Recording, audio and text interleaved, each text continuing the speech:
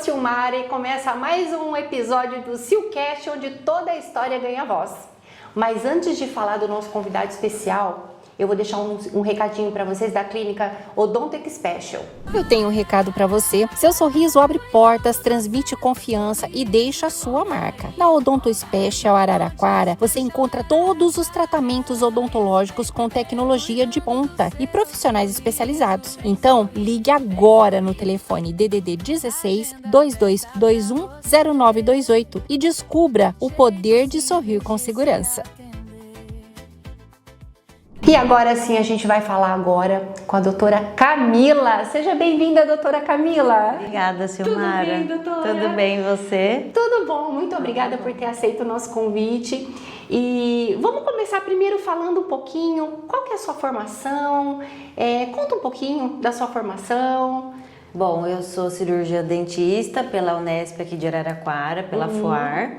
E aí, depois que eu me formei, eu fiz a especialização em estomatologia.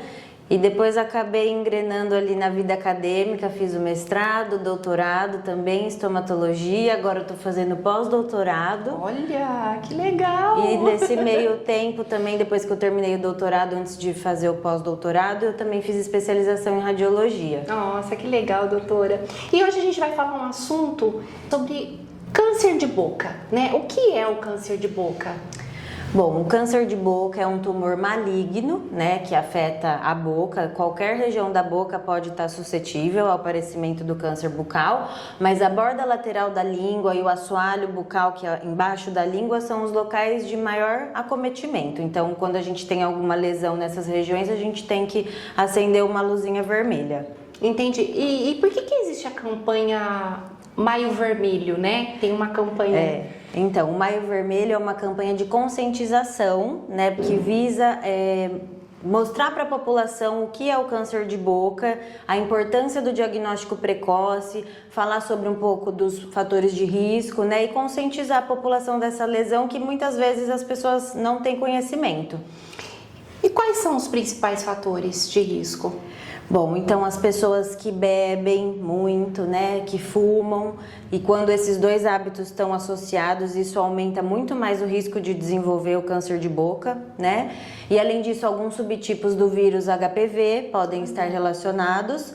E a radiação ultravioleta sem proteção solar, né? Quando a gente fala no câncer que afeta o lábio, né? Como se fosse um câncer de pele, né? Só que no lábio. Então é muito importante usar a proteção solar também. E quem tem mais chance de desenvolver essa doença? Tem alguma... Tem, então, na verdade, de acordo, né, com os dados que a gente vê, são mais homens acima de 40 anos que fumam e que bebem, ou que só fumam ou bebem, né? Muito embora, infelizmente, nos últimos anos a gente tem percebido um aumento da incidência do câncer de boca em mulheres mais novas que não têm fatores de riscos conhecidos. Então, isso é um outro fator aí que vem mudando, né? Mas as pessoas que carregam esses fatores de risco estão mais propensas ao desenvolvimento do câncer de boca. Entendi. E quais são os sintomas que merecem uma atenção? Como que eu sei que eu tô tendo essa doença, né? Como que eu descubro isso? Assim, sozinha eu consigo achar que tem algo estranho? Então, pensando no que você está falando, eu ressalto a importância também de fazer o autoexame.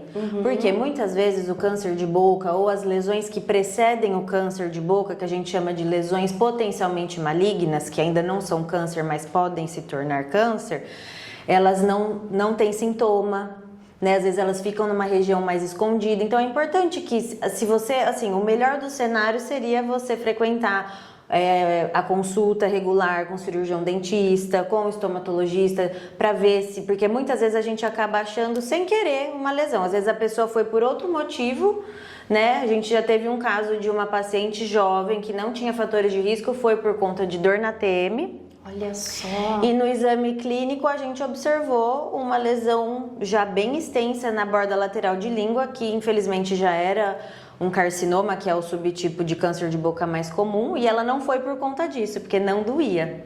Então não tem dor? Assim, você não sente a dor? Então, as lesões iniciais são assintomáticas. Quando elas evoluem, na verdade essa paciente provavelmente era uma dor reflexa, né? Então, assim, o que eu quero chamar atenção é, assim, fazer o autoexame, se possível, mas também procurar o seu cirurgião dentista, né, de confiança para fazer essa avaliação. E, assim, o que não é normal? Não é normal você ter uma mancha branca, uma mancha vermelha, um nódulo, um caroço, um nódulo no pescoço, dificuldade para engolir, né? E lesões que não cicatrizam por mais de 15 dias, né? Não é normal você conviver com isso, então você precisa procurar ajuda.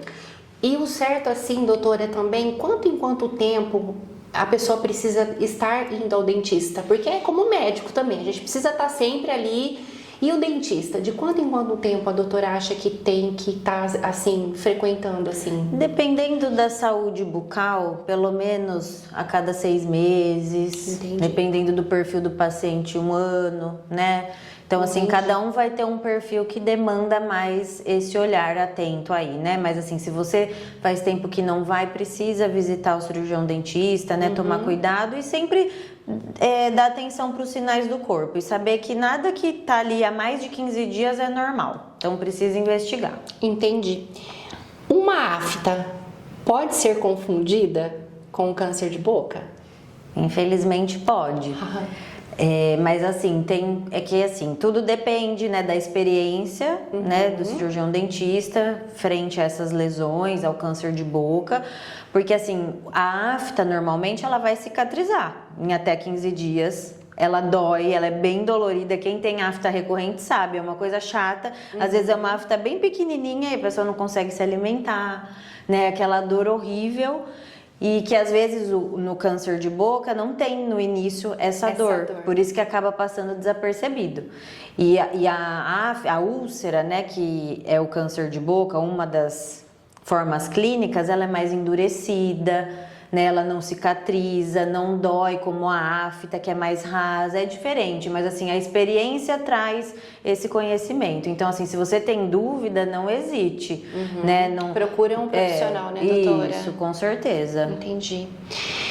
E quanto tempo uma ferida na boca pode permanecer sem cicatrizar antes de ter um sinal de alerta? Por exemplo, saiu uma afta, com quanto tempo ela tem que cicatrizar? Num período aí de 15 dias é então. para cicatrizar. Passou disso, já começa a ficar em alerta. Isso, não que necessariamente vá ser o câncer de boca, não é isso. Pode ser outra coisa, existem outras doenças, né? Doenças sistêmicas com manifestação na boca.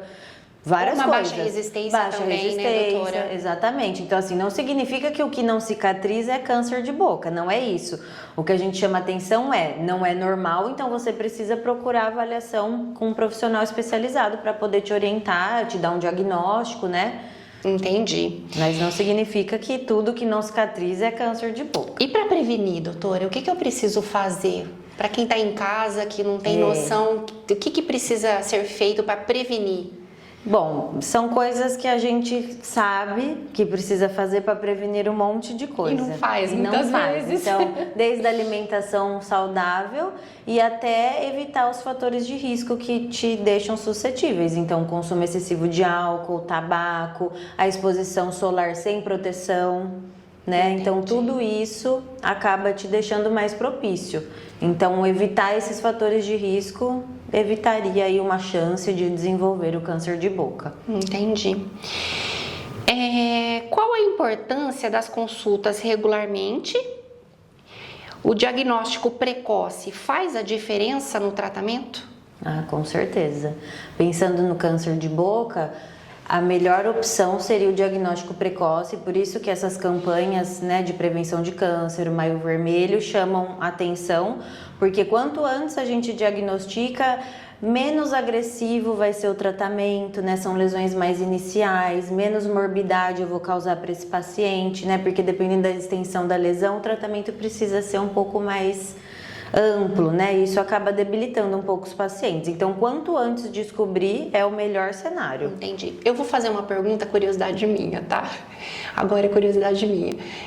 Criança também pode ter? Pode ter. Em criança é mais comum outros subtipos de câncer, não necessariamente o carcinoma, né? Mas, por exemplo, uma criança pode apresentar um linfoma com manifestação bucal, entendeu? Lesões bucais de linfomas, sarcomas, que são outros subtipos histológicos, ou seja, outros subtipos que a gente vê na lâmina, né? Existem vários. É que 95% dos casos são carcinoma espinocelular, que a gente fala, que é um subtipo mais comum. Mas existem, aí os outros 5% englobam esses outros subtipos, tumor de glândula salivar, sarcomas, linfomas.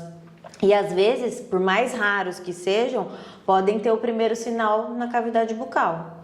E isso vem, sabe, porque uma criança não tem uma vida, né, tipo... Não, os fatores de risco são diferentes, mutações genéticas, né, predisposição genética. É mesmo, doutora? Então tudo isso está relacionado também. Até para o próprio câncer de boca, apesar dos fatores de risco, existe também um componente genético que pode estar presente, mutações. A gente sempre pergunta na anamnese, né, se na família tem alguém que já teve câncer, né? Então, tudo isso é importante. É, porque o olho azul ninguém deixa pra gente, né? Não, só os problemas. Só os problemas.